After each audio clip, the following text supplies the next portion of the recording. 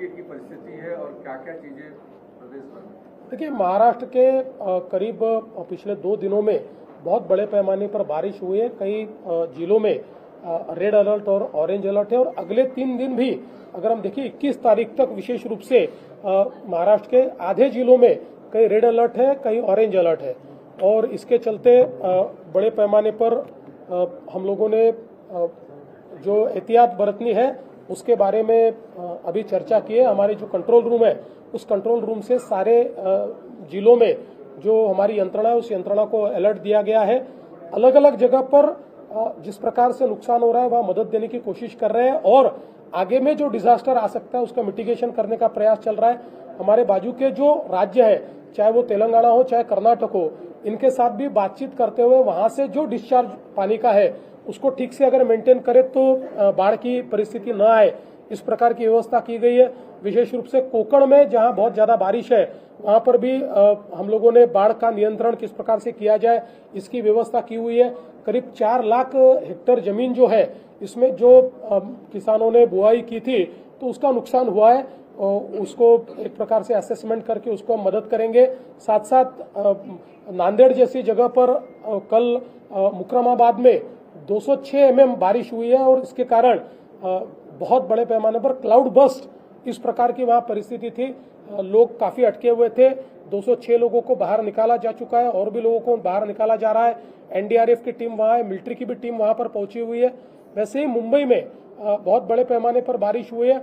पिछले 8 घंटों में 177 mm बारिश मुंबई में हुई है और अगले 8-10 घंटे मुंबई में रेड अलर्ट है। बहुत बड़े पैमाने पर बारिश होगी ऐसा बताया गया है।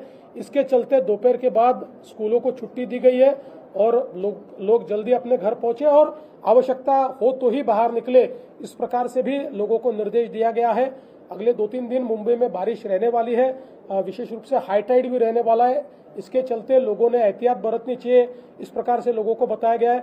इस बार जो कोई बारिश अभी यहाँ मुंबई में हुई है उसके कारण 14 जगह पर वाटर लॉगिंग हुआ था, लेकिन उसमें से 12 जगह पर ट्रैफिक स्मूथ चल रहा है, या स्मूथ नहीं कह सकते लेकिन ट्रैफिक चल रहा है, ट्रैफिक बंद नहीं हुआ है।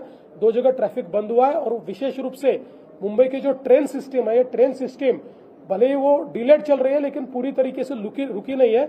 इसलिए लोगों को एक प्रकार से आवाजाही में जो नॉर्मली अड़चने सहन करनी पड़ती है जब ट्रेन बंद हो जाती है, उस प्रकार की परिस्थिति नहीं है।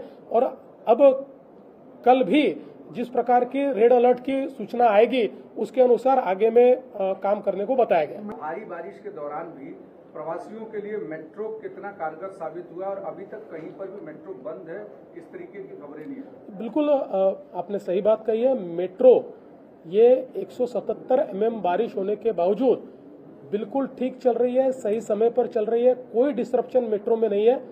हम जो बार बार कहते थे कि मेट्रो के कई फायदे, उसमें से एक ये फायदा है कि मुंबई की जो एक बहुत घनी बारिश होती है, इस बारिश में भी मेट्रो ठीक से चल सकती है, उसको बंद करने की आवश्यकता नहीं पड़ती, वो समय पर चल सकती है। उसको इस बार की बारिश में मेट्रो ने प्रूव किया है और आगे और भी मुझे ऐसा लगता है, अभी तो काम चल रहा है तो काम चलते समय तो कई कठिनाइयां भी होती है, लेकिन जैसे काम पूरा समाप्त होगा तो मुझे लगता है कि एक बहुत ही डिपेंडेबल ट्रांसपोर्टेशन सिस्टम के रूप में मुंबई में मेट्रो को देखा जाएगा। अगले कुछ दिनों तक भारी बारिश रहने वाली है महाराष्ट्र के कई हिस्सों में, तो लोगों से क्या अपील है? देखिए, लोगों से अपील यही है कि लोग आवश्यकता हो तभी बाहर निकले। जहां पर रेड अलर्ट दिया हुआ है, जहां ऑरेंज अलर्ट दिया है, वहां पर भी लोग थोड़ा ध्यान दें, क्योंकि हम लोग लगातार महाराष्ट्र में लोगों को SMS भी भेज रहे हैं। अगले 3 घंटे में कहां बारिश होगी, कितनी बारिश होगी, ऐसे कई SMS हम लोगों को भेज रहे हैं। आपके भी माध्यम से हम लोग हमारे अलर्ट्स दे रहे हैं, तो जो अलर्ट्स आ रहे हैं उन अलर्ट्स को गंभीरता से लिया जाए और उसके अनुसार लोग काम करें। और विशेष रूप से अभी बहुत बड़े पैमाने पर हम लोग देख सकते हैं कि वाटरफॉल्स में पानी होता है, तो जो पर्यटक भी वहां जाते हैं वो भी एहतियात बरते, ऐसा मेरा उनको भी एक मेरी अपील होगी।